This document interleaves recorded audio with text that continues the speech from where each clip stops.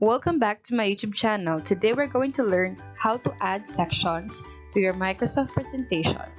So, making sections is very useful in making an outline of your presentation. You can use sections to organize slides into meaningful groups. You can add sections by right-clicking to any slide you want to be put under a section. Click Add Section.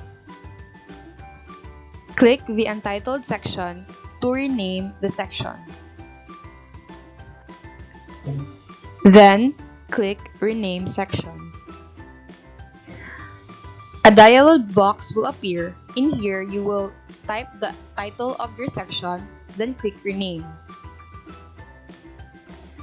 As you can see in here, we already have a new section. So slides under the section is technically under the section entitled Section Contents. Here's a short demo of what we just did. Please watch.